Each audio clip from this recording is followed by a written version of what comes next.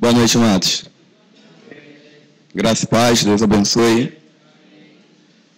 Meu nome é Alan, sou de Macaé, Ministério Mevan em Macaé. E vou estar falando um pouco aqui sobre adoração, né, que é o tema do congresso. Desde já eu quero agradecer ao convite que a Genecilda me fez para estar aqui, é um prazer.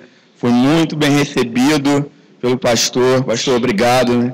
Já me constrangeu ali, sabe, com o carinho que ele nos recebeu, me deixou bem à vontade para poder ministrar. Então, eu já quero agradecer a todos, tá, a toda a igreja por estar nos recebendo. Estou com o Felipe. Felipe é aquele pequenininho ali, de camisa amarela. Já vem com ele, que é segurança, guarda-costas, entendeu, pastor? Se eu acabar de pregar, o povo não gostar e quiser me pegar, tem que resolver lá com o Felipe. Amém, gente?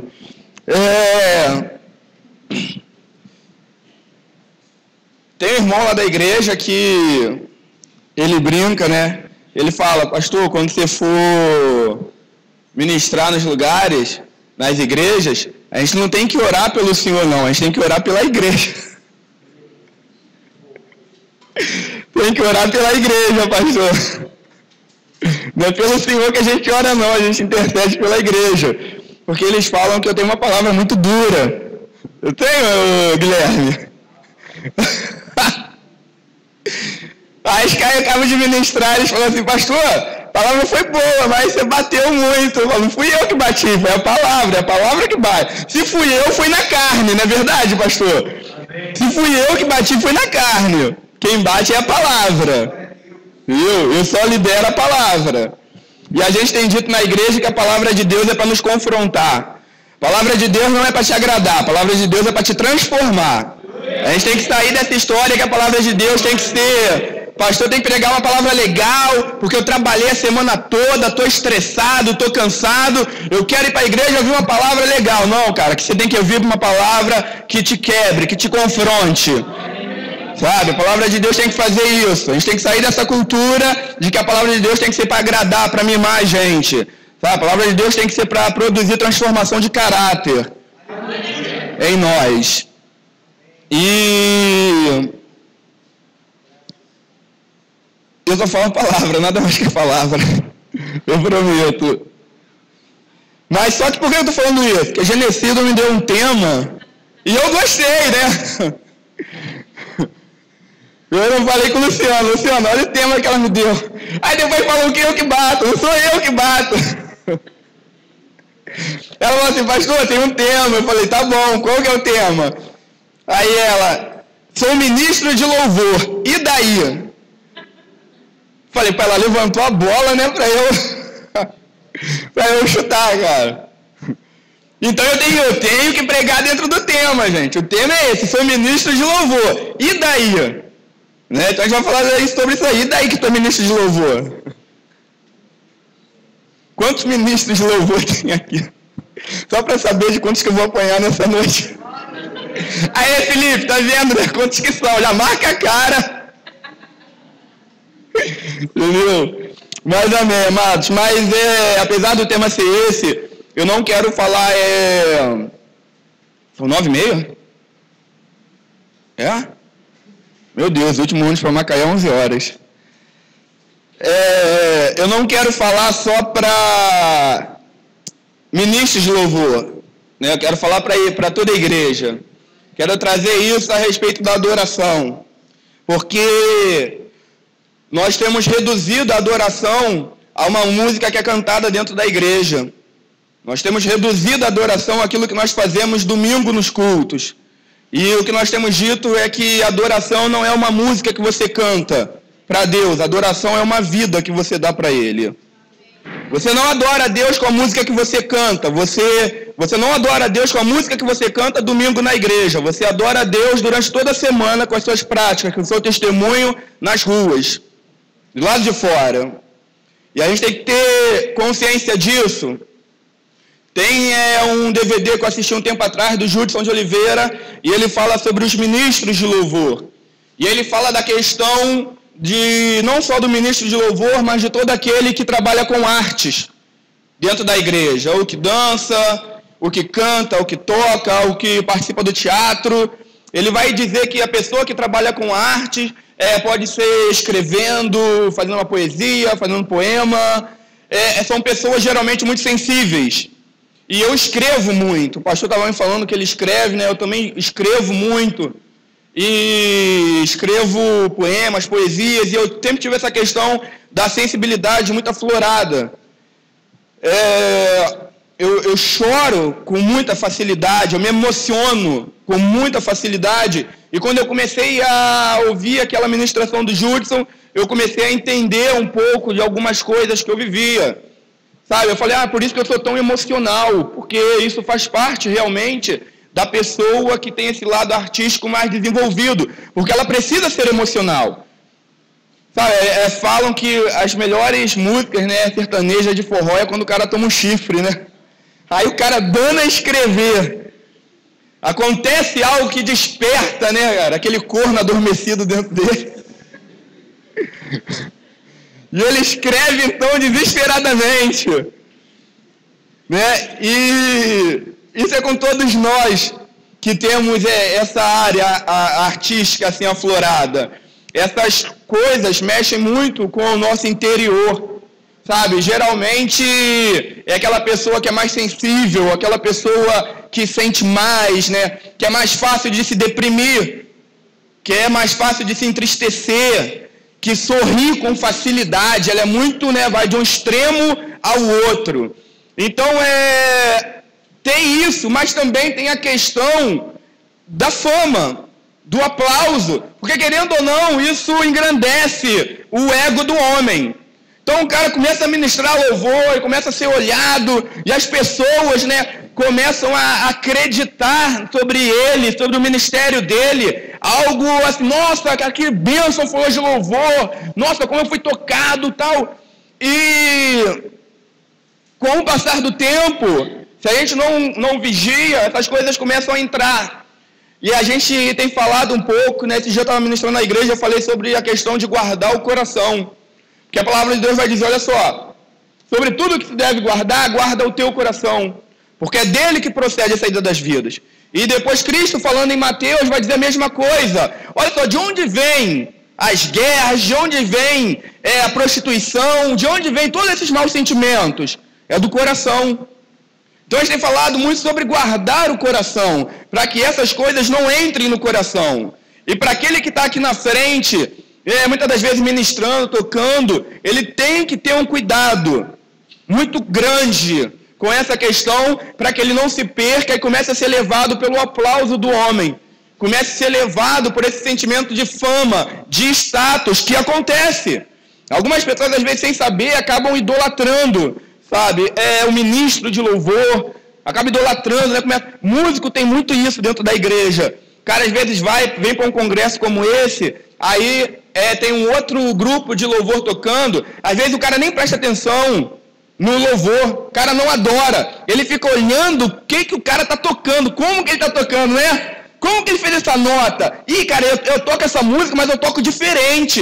Ele fica prestando atenção nessas coisas, sabe? Com isso ele perde a adoração, porque o intuito não é esse, o intuito é adorar a Deus, só que ele quer fazer de uma forma melhor para Deus.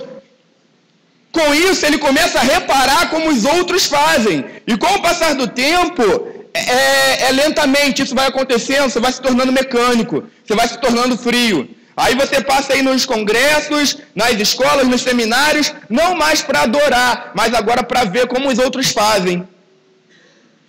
Isso acontece também com quem prega.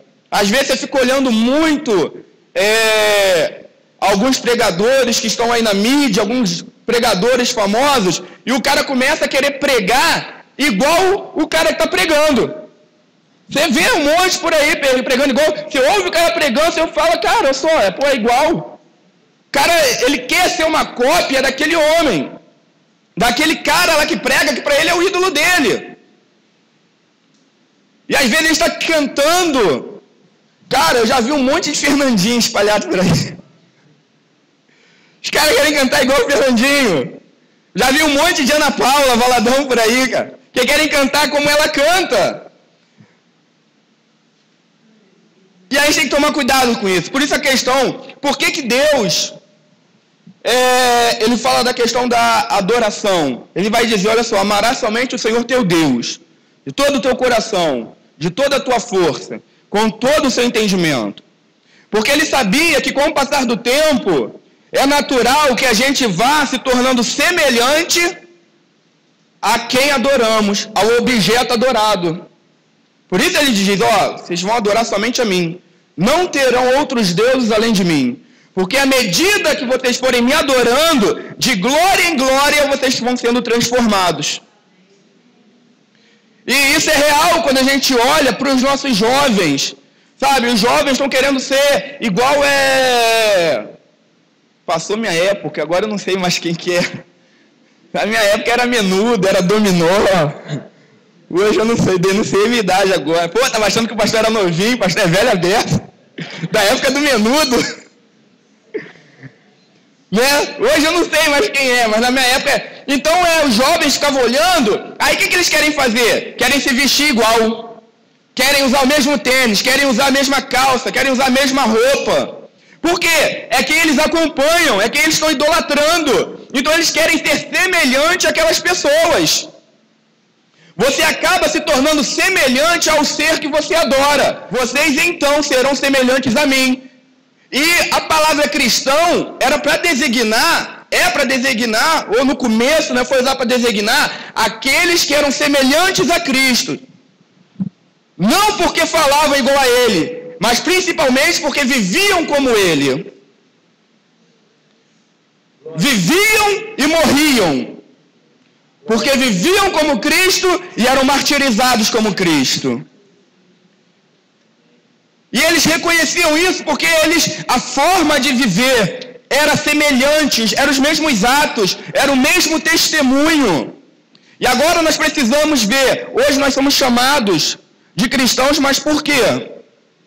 Porque nós falamos de Cristo ou porque nós vivemos como Cristo?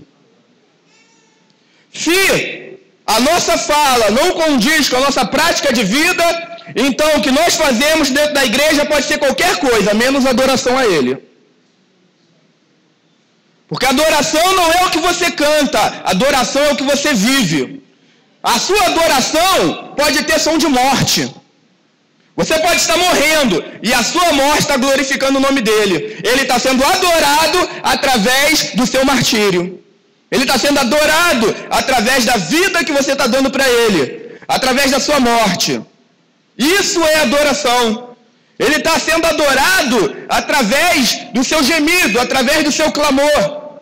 Eu voltei agora, há pouco tempo, de Itajaí, e eu estava no Mevan, e lá eles têm uma cozinha comunitária, que é modelo e referência dentro da sociedade.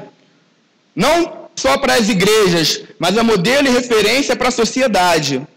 O pessoal da vigilância sanitária, que cuida, né, dos restaurantes, dessa questão, está tudo limpo, tudo organizado. Eles quiseram fazer a última reunião deles de confraternização desse ano no restaurante do Mevan, no restaurante de uma igreja.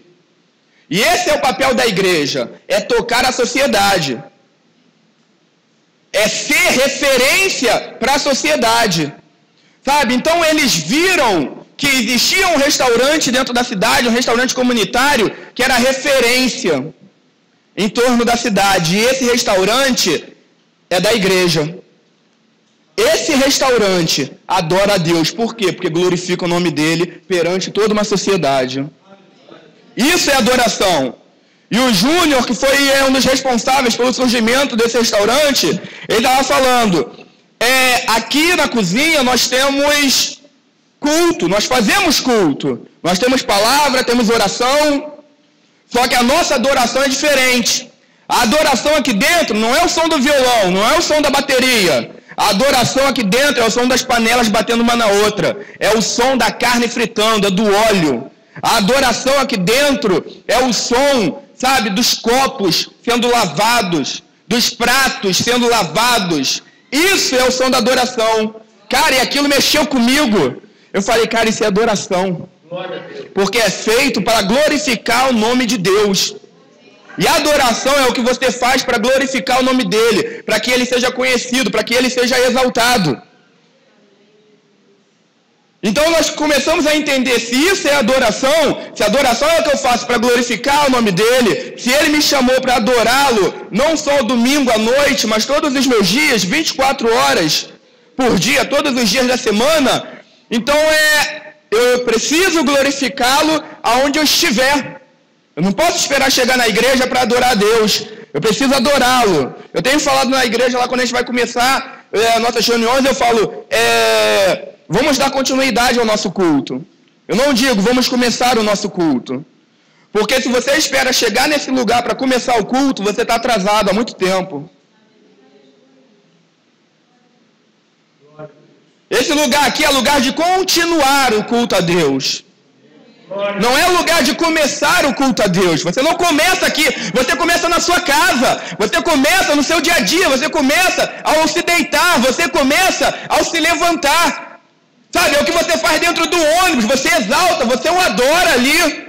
Cara, se a adoração é algo tão poderoso como nós dizemos, por que não adorá-lo dentro do ônibus? Por que não adorá-lo na farmácia? Por que não adorá-lo dentro do mercado, na hora de comprar o pão? Por que não adorá-lo no teu local de serviço?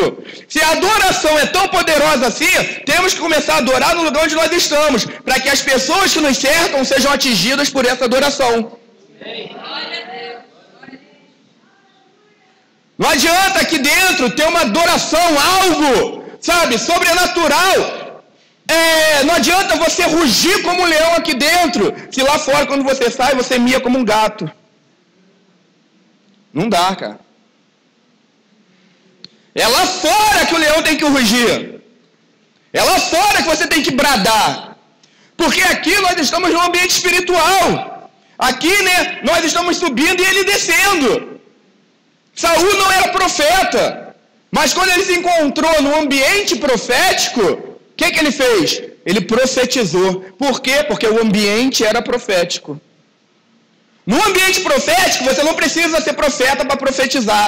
No ambiente espiritual, você pode ser carnal e adorar junto com os espirituais. Por quê? Porque você está no ambiente. Então, adorar aqui é fácil. O céu vai descer realmente sobre esse lugar. Porque nós estamos aqui já com essa motivação de adorar, de exaltar o nome dele. Mas sempre tem na igreja aquele irmão que quer ser mais espiritual que os outros, quer orar mais alto, quer falar em língua, tem o irmão lá que, até para o pastor ele diz assim, vigie pastor, tão espiritual que ele é. Isso ele faz no domingo, quando é na quarta-feira que ele encontra com o pastor, e aí irmão, como é que você tá? Tô bem não. Pô, mas se aquele dia não tava fogo puro, falando até para eu vigiar, e hoje você não tá muito, eu não tô não. Por quê? Porque ele estava num ambiente de glória, cara. No ambiente de glória, milagres acontecem naturalmente. Porque os céus desceram. Quando os céus descem, a realidade do reino se torna real na terra. Não existe força para isso acontecer. Jesus não encontrava o cego e falava, peraí que eu vou me consagrar e daqui a pouco eu volto. Por quê? Ele entendia que ele trazia o reino dentro dele. Quando ele encontrava o cego, ele curava o cego. Quando ele tocava no leproso, ele não se tornava impuro como a lei dizia, porque ele era cheio dos céus, ele era cheio do reino. Quando ele tocava no leproso, ele curava o leproso. Não se tornava impuro como dizia a lei. Mestre, se eu tocou no leproso, agora você vai ter que cumprir o ritual de purificação fora da cidade. Mas por quê? Se eu tornou que leproso? Não, leproso, cadê o leproso? Aí eu olhava, o leproso estava curado. Não tem leproso, você está vendo? Está novo, está bom. Não tem que cumprir nada. Quando eu toco no leproso, eu não me torno impuro. Quando eu toco no leproso, eu curo o leproso. Por isso, esse dia eu estava dizendo que é algo fantástico, mas Cristo, ele não serve a lei serve a ele. Ele consegue transcender a lei por causa dessas coisas. Porque pela lei ele seria impuro. ao tocar no leproso, ao ser tocado por uma mulher com fluxo de sangue, mas porque ele leva a realidade dos céus dentro dele, ele transcende a lei. Então quando ele consegue se sobrepor à lei, porque ele opera um milagre, ele cura, ele faz o milagre, ele ressuscita. E é essa realidade que nós precisamos ter em mente, que nós carregamos dentro de nós. Sabe, cara, adoração não é você fechar os olhos e ouvir uma música. Adoração é você fechar os teus olhos e só ouvir Deus. É ouvir a voz dele. É quando a música já não entra mais no teu ouvido. Você, cara, não, que teu ouvido, não, que música? Eu não ouvi música, eu estava ouvindo Deus. Tocaram música na igreja, nem ouvia, eu estava ouvindo Deus, cara. Eu estava na sala do trono, eu estava no Santo dos Santos. Aleluia! Tá, meus olhos viram o Rei. É para isso que ele nos chamou, é para isso que ele te levantou. Você precisa entender que você carrega essa realidade dentro de você. E tudo que nós carregamos dentro de nós precisa ser liberado ao nosso redor. Sabe? Jesus vai dizer assim, ó, quando perguntarem do reino, onde está, se está aqui, está lá, não acredita não, cara, porque o reino está dentro de vocês. Agora esse reino que está dentro, ele precisa ser exposto, ele precisa ser revelado, ele precisa ser manifestado. Você precisa ter consciência de quem você é. E quando você tem consciência de quem você é, você começa a entender então o que você faz. Você começa a entender seu ministério. Abra sua Bíblia em Amós.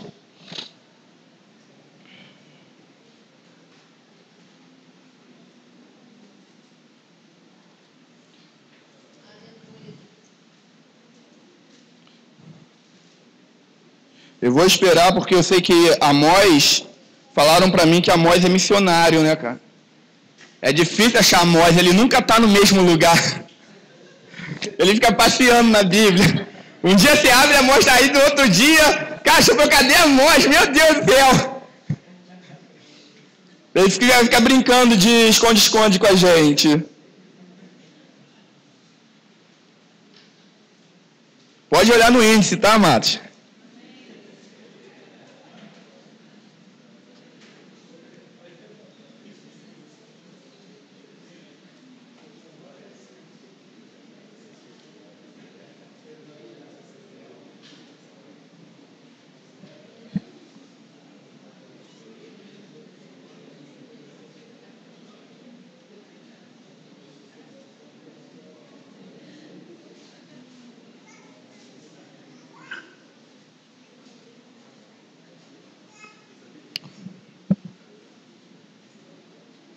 Acharam Amós?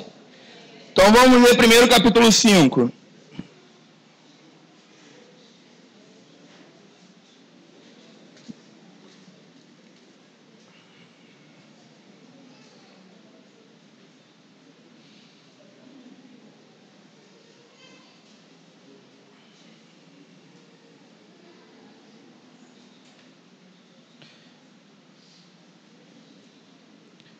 Amós capítulo 5, verso 21.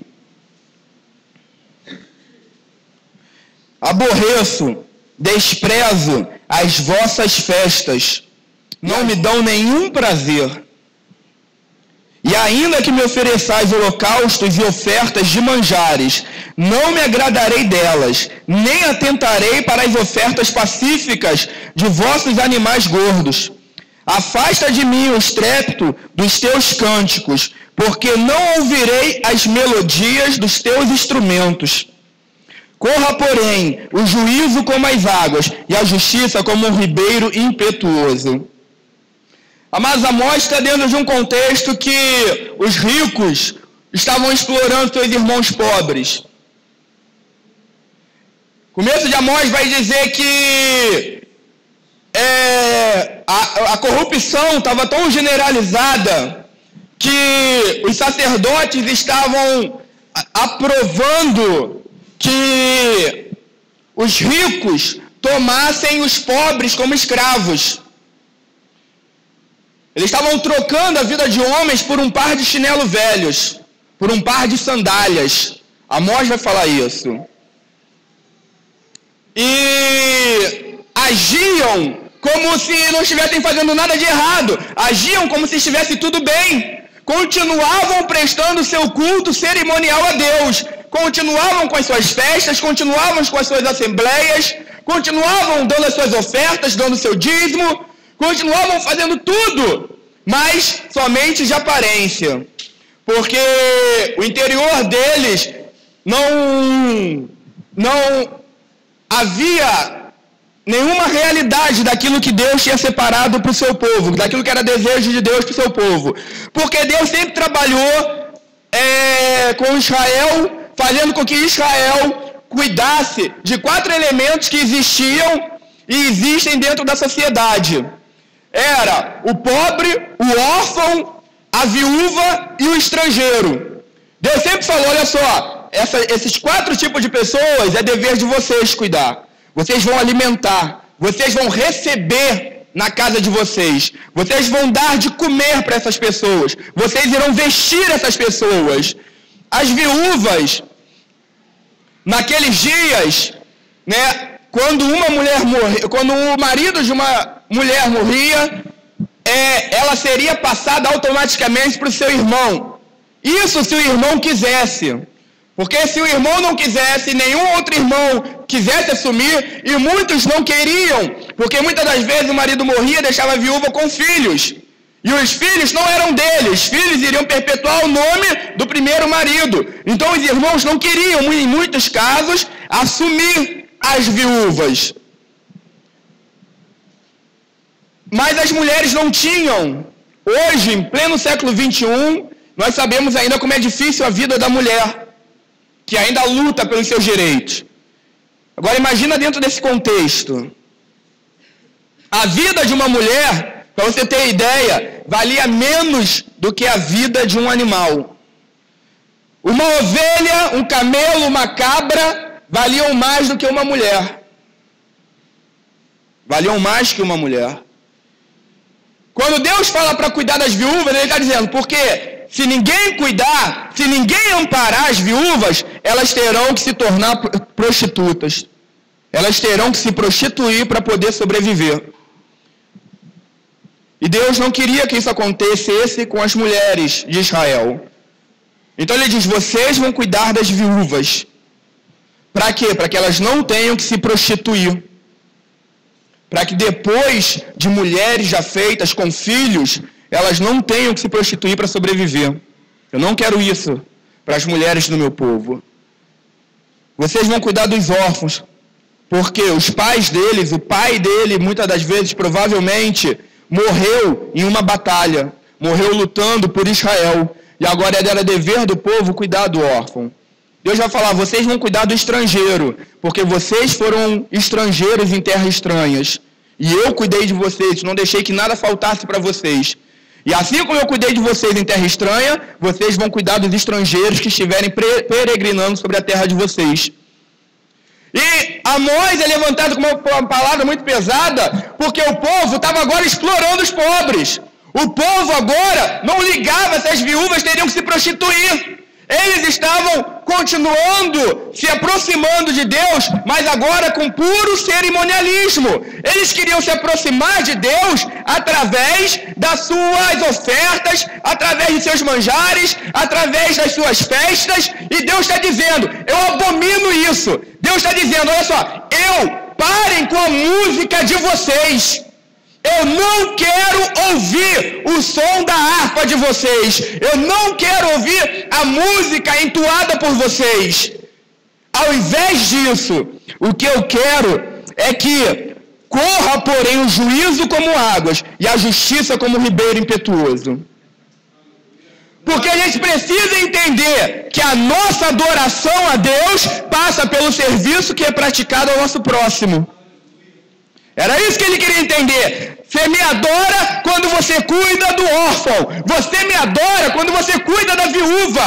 Você me adora quando você cuida do pobre e do necessitado. Isso é adoração. Quando vocês voltarem a fazer essas práticas, aí então vocês poderão novamente pegar as harpas de vocês e cantarem a mim. Eu quero é que um alinhamento entre palavra e prática. Vocês não podem cantar algo para mim e viverem de forma diferente. E isso diz respeito a nós hoje. Porque nós temos cantado muitas coisas a Deus, para Deus, mas temos negado tudo isso com a nossa prática de vida.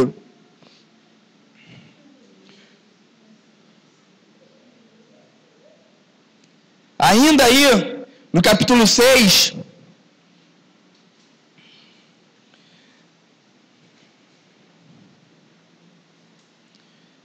verso 1 vai dizer, a corrupção de Israel. Ai dos que repousam em Sião, e dos que estão seguros no monte de Samaria, que tem nome entre as primeiras nações, e aos quais vem a casa de Israel.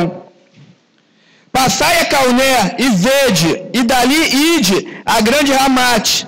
Depois descei a Gate, 2 filisteus.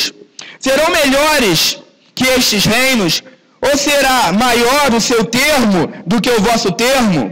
Vós que dilatais o dia mau, e vos chegais ao lugar de violência, que dormis em camas de marfim, e vos estendeis sobre os vossos leitos, e comeis os cordeiros do rebanho, e os bezerros do meio da manada, que cantai ao som do alaúde, e inventais para vós instrumentos músicos como Davi, que bebeis vinhos em taças, e vos ungis com mais excelente óleo, mas não vos afligis pela quebra de José. Eis que agora ireis em cativeiro, entre os primeiros que forem cativos, e cessarão os peixinhos regalados. O que o Senhor está condenando aqui é que eles estavam descansando em Sião, eles estavam repousando em suas camas luxuosas de marfim. Estavam vivendo como se tudo estivesse bom, como tudo estivesse indo muito bem. Eles estavam fazendo para si instrumentos semelhantes a Davi. E Amós dizer isso é muito importante, porque Amós, no final do seu livro, vai falar sobre a restauração do tabernáculo de Davi. Ele vai dizer que o povo, à semelhança de Davi, estava construindo instrumentos, assim como Davi. Porém, eles não se afligiam pela ruína da casa de José.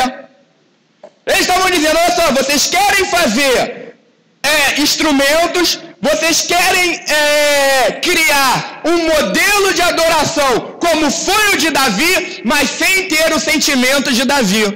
Vocês serão levados cativos, vocês serão levados a ruínas. Porque vocês estão querendo se enganar e enganar o meu povo. Agem como se tudo estivesse bem, quando tudo vai mal. Sabe, ao modelo é a essência, é o sopro, é o fôlego de Deus. É o que Deus te deu. Não é copiar o modelo, não é fazer algo que está dando certo em tal lugar, não, mas está dando certo em Cabo Frio, está dando certo em Macaé, está dando certo no Rio de Janeiro. Não! Porque está dando certo lá, é porque eles se moveram por uma essência que eles receberam. Se você somente quer fazer porque está dando certo lá, sem ter tido um direcionamento de Deus, tudo que você vai fazer é reproduzir um modelo, mas sem vida. Você vai criar uma estrutura sem essência. E essa estrutura vai te levar à condenação. Porque não é o modelo, não é a estrutura que faz a diferença. É a essência, cara. É a essência que transforma. E a gente tem que tomar cuidado, porque nós temos muita tendência a copiarmos modelos sem essência. Copiar o que está dando certo no lugar A, no lugar B, no lugar C, mas sem termos recebido a mesma palavra, sem termos recebido a mesma revelação. O que criamos tem que ser a partir daquilo que nos foi revelado. Recebemos uma revelação, por isso estamos nos movendo dessa forma. Precisamos entender que adorar a Deus é servir ao próximo. Deus escolheu isso. Adorar a Deus é tão simples. Adorar a Deus faça pelo serviço que você faz ao teu irmão. Muitos querem cantar dentro da igreja, mas não querem servir o seu irmão. Eu estava falando com o pastor que ano que vem, né? E aí ele também coincidiu que também vai começar aqui, né? E me mostrou ali, eu falei, pastor, ano que vem nós vamos fazer na nossa igreja lá uma escola de servos. Porque hoje em dia tem escola para tudo. Hoje em dia nós aprendemos tudo, a pregar bem, a cantar bem, a tocar bem, a sermos adoradores extravagantes, mas eu nunca ouvi falar de um servo extravagante. Eu nunca ouvi falar de alguém que sirva de forma extravagante. Eu nunca ouvi falar de um servo de excelência que sirva com esse... Qual é o teu ministério? Meu ministério é servir. Meu ministério é servo. O que você precisa? Meu ministério é prover o que você precisa. Meu ministério é te servir. Glória a Deus. Porque foi o que Cristo fez, cara. O que nós precisávamos? De salvação. Ele veio servir dentro daquilo que nós precisávamos. Precisávamos o quê? Sermos salvos. Então eu vou servir vocês. Como que ele serviu? Dando a vida dele. Isso é um serviço excelente. Mas é algo que não vai dar destaque. Por quê? Porque ninguém quer morrer numa cruz. Queremos um microfone. Sabe? Queremos estar aqui nesse lugar. Queremos estar à frente. Queremos o status. Temos que tomar cuidado, porque nós vivemos uma geração que é materialista. Vivemos uma geração egoísta. A palavra, eu gosto muito de Mateus 6, que vai dizer, olha só, não andeis ansiosos pelo Big Mac de amanhã. Lembrei agora que falou, né, pastor? Não andem ansiosos pelo Big Mac de amanhã. Sabe? Não andem preocupados com o que vocês vão comer, com o que vocês vão beber, com o que vocês vão vestir. Por quê? Os gentios é que têm essas preocupações. Eles é que andam ansiosos. É isso que Jesus vai dizer no capítulo 6. Não andem ansiosos por essas coisas, porque os gentios é que andam assim. Quando nós que somos filhos de Deus andamos ansiosos por essas coisas, nós estamos dizendo que nós estamos andando da mesma forma que os gentios. E você não é, cara, você é filho de Deus. Ele vai dizer, não ande ansioso por nada dessas coisas, porque se vocês que são maus sabem dar boas dádivas aos vossos filhos, quanto mais o vosso Pai Celestial dará àqueles que pedirem. Aí sabe o que eu aprendi com isso, pastor? Que os meus filhos, isso para mim é loucura. Eu falo assim, às vezes eu bato, mas é porque eu apanho muito. Entendeu? Eu apanhei primeiro, pô. Eu apanhei sozinho, aqui tá todo mundo apanhando junto, aqui divide o peso, é melhor. E eu aprendi que o meu filho tem mais fé em mim, que sou mau, porque é isso que a palavra diz, do que eu tenho no meu Pai Celestial. Porque o meu filho não deita perguntando se amanhã vai ter leite, se vai ter biscoito, se vai ter pão, se vai ter almoço. Ele deita, ele dorme brincando, feliz da vida. No outro dia ele levanta, acorda e fala, papai, quero leite. Por quê? Porque ele crê que eu vou prover o leite dele. Ele crê que eu vou prover o almoço dele. Mas nós andamos angustiados. Nós nem dormimos à noite pensando no que vamos comer no outro dia. Porque não confiamos como os nossos filhos no nosso Pai Celestial. Não confiamos. E ele vai dizer, não anda preocupado. Busca o meu reino. Busca a minha justiça. E todas essas demais coisas, o que for necessário para a vida de vocês, eu vou acrescentar. Vocês são diferentes, e eu tenho dito, muitos têm um Deus, mas nós temos um Pai. A questão não é que Deus é teu Pai, é que teu Pai é Deus. Isso muda tudo. Temos que inverter as coisas. Não é Deus que é meu pai. Você não entendeu, cara. O meu pai é Deus. Você está entendendo? Isso muda, é mudar esse entendimento. Porque a partir do momento que nós mudamos esse entendimento, nós mudamos a nossa forma de viver a nossa cristandade, de viver a nossa fé. Você anda então agora caminhando, liberando isso que está dentro de você. Porque o que você carrega é muito mais poderoso do que o que você prega.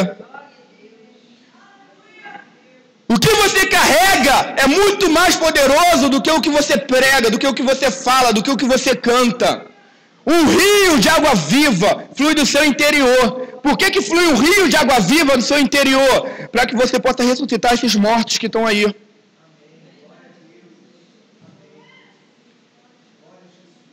Para que você ressuscite mortos. Deus colocou um rio de água viva no seu interior para que você ressuscite mortos. Só que a questão é, um rio, e eu gosto de Apocalipse, que Apocalipse vai dizer que existe um rio que corre do trono de Deus e do Cordeiro. É esse rio que corre do trono de Deus que flui aqui do seu interior, não é outro rio. Esse rio passa por mim e por você. Só que a quantidade de rio, a quantidade de água que flui é proporcional à quantidade que nós temos bebido desse rio.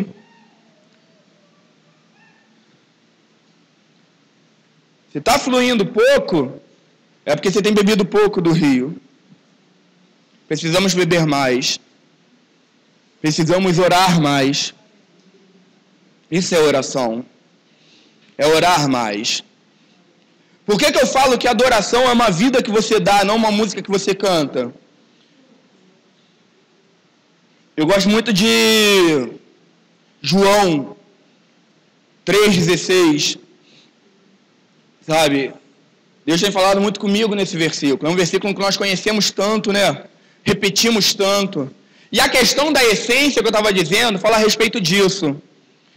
Muitas das vezes nós temos repetido canções, temos repetido versículos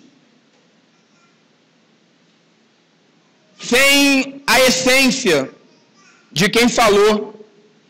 A questão não é você apenas dizer que ele cresça e eu diminua. Eu conheço uma opção de cara que está lá cantando que ele cresça e eu diminua, e o cara tá pulando, tá indo para lá, tá para cá, tá fazendo uma coisa, chamando a atenção. Não tem nada de que ele cresça e diminua. Tem no máximo que vai ter aquele cresça que eu cresça junto com ele. Sabe por quê? Porque a gente está repetindo, mas sem a essência. E eu tenho dito para Deus, Deus, eu não quero somente dizer que ele cresça e que eu diminua. Eu preciso ter o mesmo sentimento que houve em João Batista. Eu preciso ser movido pelo mesmo sentimento que moveu ele quando ele disse o que diz. Eu preciso ter a mesma revelação que ele teve ao dizer isso, porque aí sim essa palavra vai ser verdadeira na minha vida. Tem muito cristão que está dizendo, olha só, não vivo eu, mas Cristo vive em mim. Eu já estou crucificado com Cristo. Porque é uma palavra bonita, é uma palavra legal, mas não está nada. Porque quando Paulo vai dizer, eu já estou crucificado com Cristo, ele está dizendo, cara, eu morri com ele. Eu morri com ele. A minha carne ficou naquela cruz. Eu não vivo mais para agradar a minha carne, eu não vivo mais para satisfazer a minha carne. Não é minha carne que comanda a minha vida, porque a minha carne ficou naquela cruz. A vida que eu vivo hoje, eu vivo na fé do Filho de Deus. Eu vivo para Ele. Nós estamos dizendo que nós morremos, que fomos crucificados com Cristo, mas temos negado isso de uma forma, com a nossa vida, com os nossos valores, com as nossas prioridades, dando prioridade para a nossa carne, dando prioridade para os nossos desejos.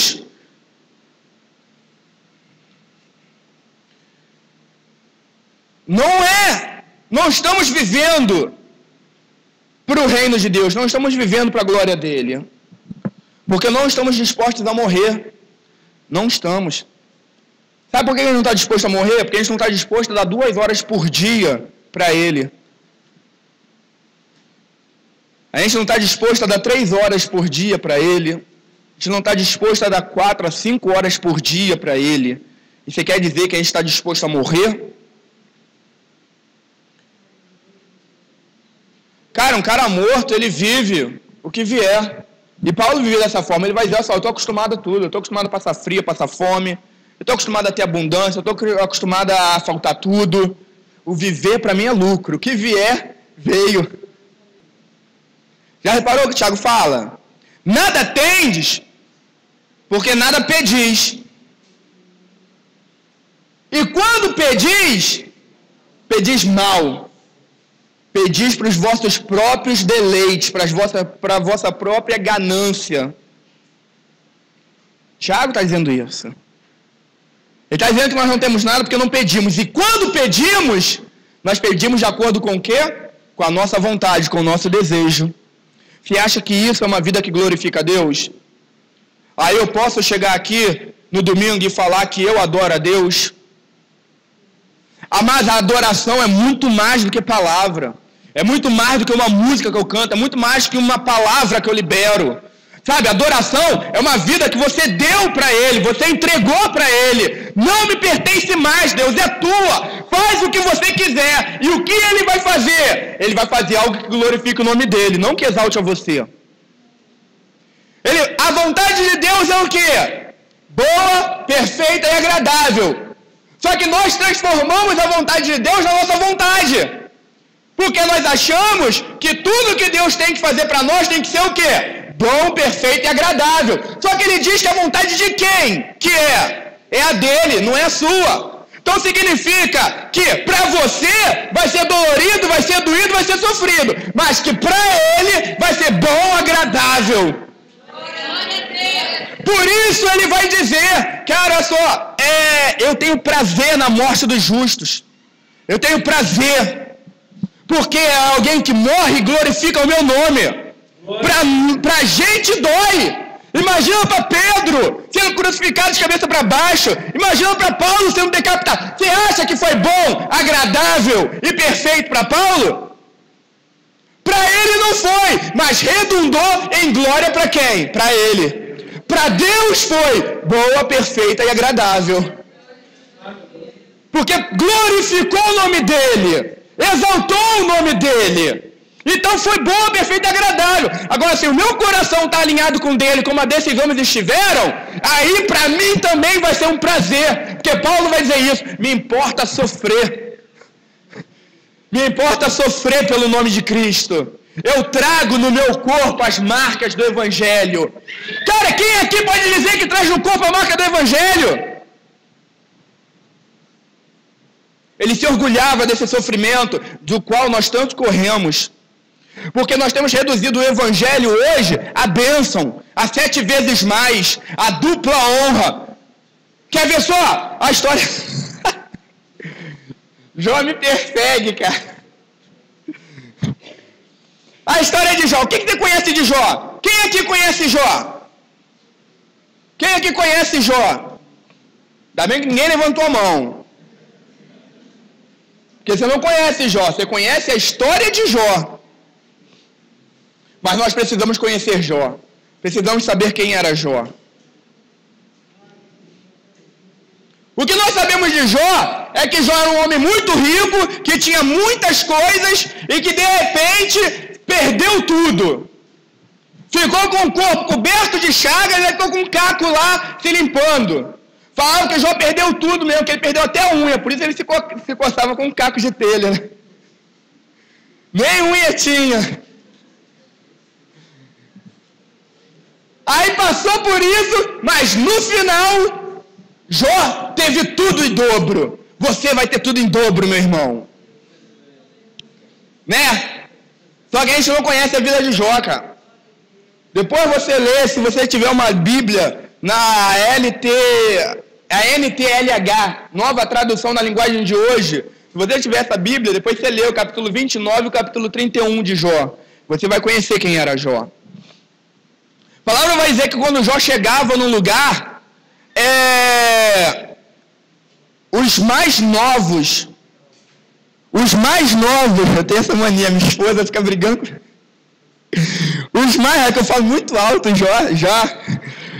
Os mais novos, os mais velhos, os mais ricos, os juízes, os principais da sociedade, quando Jó chegava num lugar, eles se calavam, eles se colocavam de pé.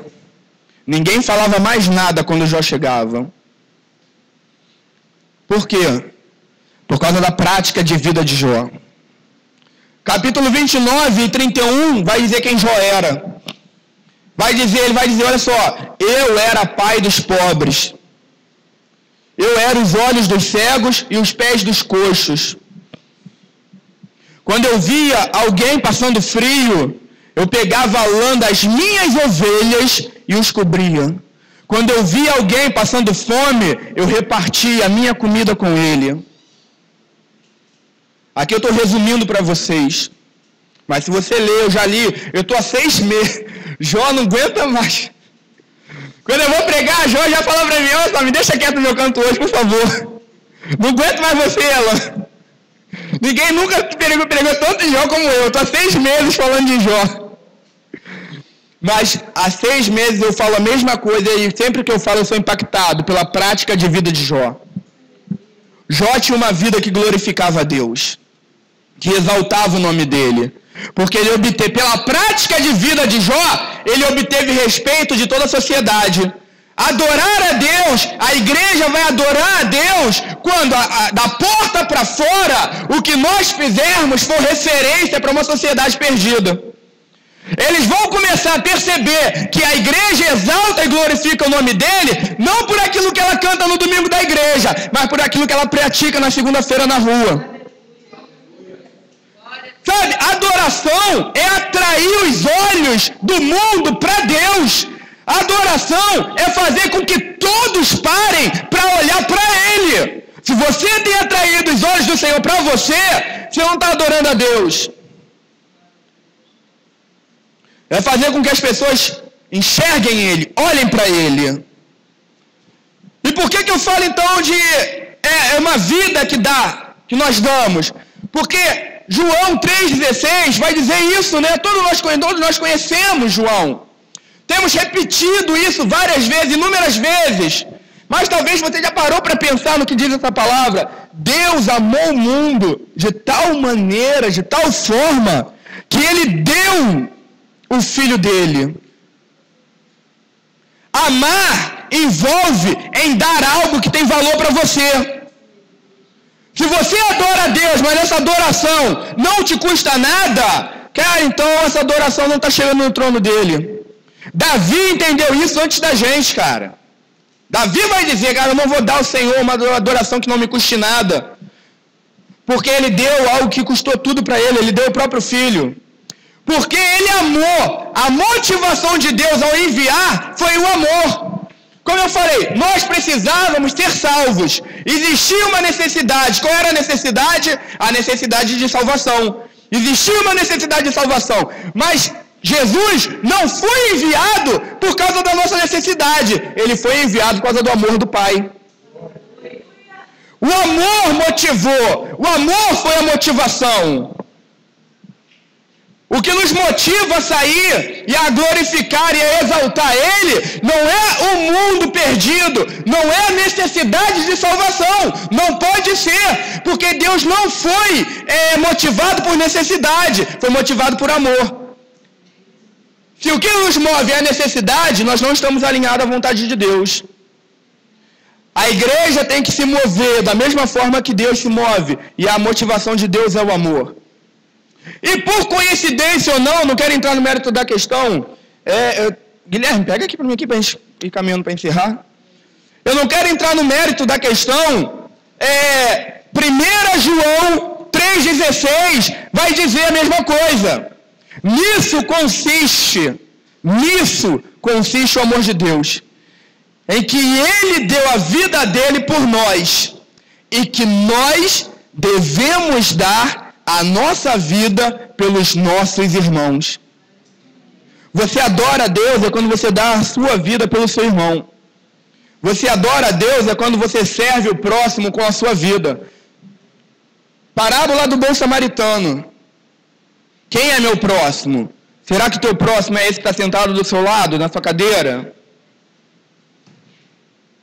Próximo é todo aquele que você se coloca no caminho dele. A questão da parábola é que passou o sacerdote e continuou o seu caminho. Passou o levita e continuou o seu caminho. Aí passa o samaritano. A palavra vai dizer que aquele homem que havia sido assaltado, que havia sido espancado, estava caído aonde? À beira do caminho. Isso significa que você, que próximo, não é aquele que está no teu caminho. Próximo é aquele que você resolve se aproximar dele. Porque o sacerdote e o levita não saíram do seu caminho. Porque talvez o que aconteceu? Talvez eles estavam atrasados para ir para o culto. Talvez eles estavam atrasados para a reunião da igreja. Não quiseram sair do seu caminho. Mas o samaritano não se preocupa com o caminho dele. Ele sai do caminho dele para alcançar aquele que estava caído à beira do caminho. Ele teve que interromper a trajetória dele. Ele teve que ir de encontro. Próximo não é aquele que vem de encontro a você. Próximo não é aquele que está ao seu lado. Próximo é aquele que você vai de encontro a ele. Você sai do seu caminho para entrar no caminho dele.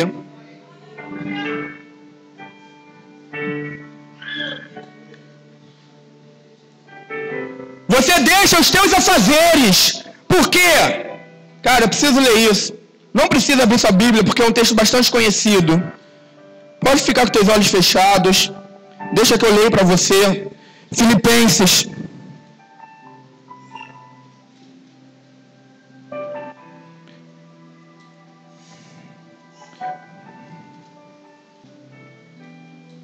Nada façais por contenda ou por vanglória, mas por humildade. Cada um considere os outros superiores a si mesmo. Não atente cada um para o que é propriamente seu, mas cada qual também para o que é dos outros. De sorte que haja em vós, isso é muito forte, de sorte que haja em vós o mesmo sentimento que houve também em Cristo Jesus, que sendo em forma de Deus, não teve por usurpação ser igual a Deus, mas aniquilou-se a si mesmo, tomando a forma de quê? Tomando a forma de servo, fazendo-se semelhante aos homens, e achado na forma de homem, humilhou-se a si mesmo, sendo obediente até a morte de cruz. Que haja em vós, que haja em nós o mesmo sentimento que houve em Cristo Jesus, que deu a vida dele para nos servir, que se esvaziou, que desceu, que se humilhou, que se tornou limitado até a forma de um homem. Amados, precisamos descer. Existe um mundo morrendo, existe um mundo perecendo. Precisamos descer até onde eles estão, porque Cristo desceu até onde nós estávamos. Adoração fala de amor e amor fala de transformação. Sabe por quê? Ele transformou nossas vidas. Como você vivia antes de Cristo? Como era a tua vida antes de Cristo? Eu não creio em um amor que não transforme realidades, porque o amor dele por nós transformou radicalmente a nossa realidade. Quando falamos que amamos o mundo, devemos ter consciência que esse amor deve transformar a realidade desse mundo. Se esse amor não muda, não altera, não transforma a realidade do mundo, esse amor não vem de Deus. Porque o amor de Deus transforma. O amor de Deus muda a realidade. A igreja tem que parar de falar que ama e precisa começar a encarnar esse amor, a viver esse amor. O mundo já sabe que a igreja ama, o mundo agora quer ver a igreja amando. Para de falar para eles lá fora Olha, Jesus te ama. Eles estão cansados de saber que Jesus os ama. Eles querem saber agora se nós os amamos. Ao ponto de querer descer até onde eles estão, para que um dia eles possam subir até onde nós estamos. Porque foi o que Cristo fez por mim e por você. Nós só iremos subir porque um dia Ele desceu. Eles só irão subir se um dia nós descermos. Você está disposto a dar a sua vida? Se você estiver disposto a dar a sua vida, nisto consiste o amor de Deus, que Ele deu, 1 João 3,16, que Ele deu a vida dele por nós, e que nós devemos dar a nossa vida pelos nossos irmãos. Se você deseja dar a sua vida, coloque-se de pé, nós vamos orar.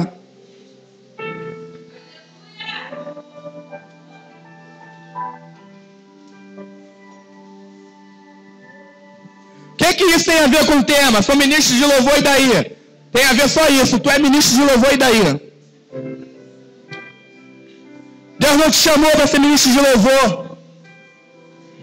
Sabe? Eu não sou pastor. Eu estou pastor.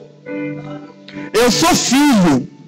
Na eternidade não vai ter pastor, profeta, mestre. Não vai ter. Na eternidade só haverá filhos. Todos serão filhos. A única coisa que vai ter vai ser filho. Então, eu estou pastor. Hoje eu estou como pastor. Mas na eternidade eu sou filho. Muitos têm um Deus, mas nós temos um Pai. E isso faz toda a diferença. Tu tá achando que tu é alguma coisa porque tu é ministro de louvor? Porque tu toca, porque tu canta? Tu acha que tu é alguma coisa porque tu é missionário, porque tu é profeta, porque tu é pastor? Eu não me glorio do meu título. Eu me glorio de ser filho.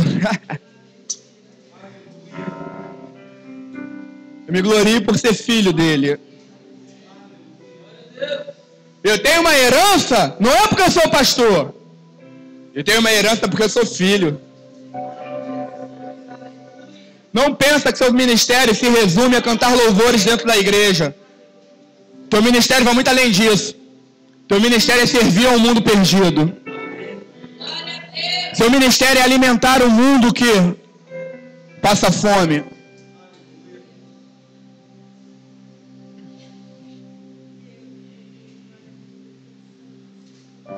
Não permita que o orgulho entre em teu coração. Guarda o teu coração. Guarda o teu coração. Você que ministra louvor, você que toca, você que dança, você que prega. Guarda o teu coração. Porque é dele que procede o bem e o mal. O que contamina não é o que entra, mas é o que sai. Porque o que sai fala de essência. O que sai do coração. Guarda o teu coração. Antes de querer ser qualquer coisa, antes de querer ser ministro de louvor, antes de querer ser pastor, antes de querer ser missionário, escolha ser servo. Porque foi isso que Jesus fez. Ele colocou uma bacia no chão, uma toalha em seu colo e lavou os pés de seus discípulos. O Filho de Deus lavou pés. Você está achando que o lugar mais alto que você pode chegar é um microfone, um violão? Lugar de honra que Deus tem para nós é uma bacia e uma toalha. Esse é o lugar de honra que Deus tem para nós. Pai, eu te louvo por esse tempo. Te louvo por esse congresso, ó Pai. Te louvo porque eu vejo aqui vidas sedentas, ó Pai, por querer aprender, por querer caminhar, por querer manifestar e viver o teu reino. Deus, que o Senhor venha alimentar essas chamas que o Senhor acendeu nesses dias. Que o Senhor venha alimentar essas chamas que foram acesas nesse tempo de congresso. Que arda os corações, que arda o fogo do Teu Espírito dentro de nós. Um fogo que não possamos controlar, ó Pai. Um fogo, ó Pai, que não possamos ter controle sobre ele. Um fogo que nos impulsione. Um fogo que faça queimar a nossa carne, ó Deus.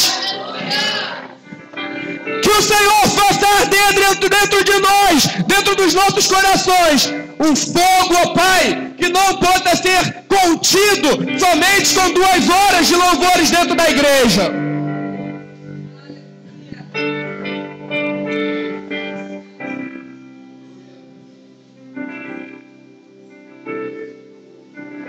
Toma o coração dos Teus filhos, ó Deus.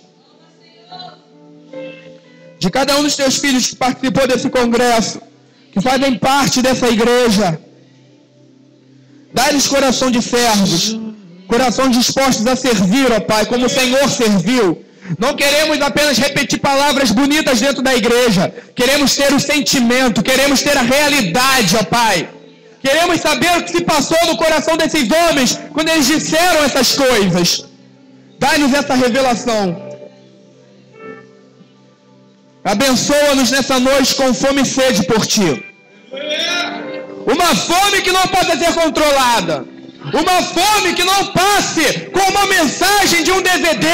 Uma fome que não possa ser saciada com a música de um CD.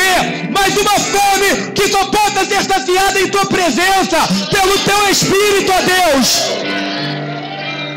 Dai-nos uma fome que homem nenhum possa conter. Dai-nos uma fome que música nenhuma possa saciar, ó Deus. Dai-nos uma fome que só seja suprida em Tua presença. Que só seja suprida em Ti, ó Deus. Abençoa-nos com essa fome, ó Deus. Que eu possa orar e pedir algo nessa noite por essa igreja. Por todos nós que aqui estamos, é somente isso que eu quero pedir. Abençoa-nos com mais fome e com mais sede por Ti. Em nome de Jesus, meu Deus. Em nome de Jesus.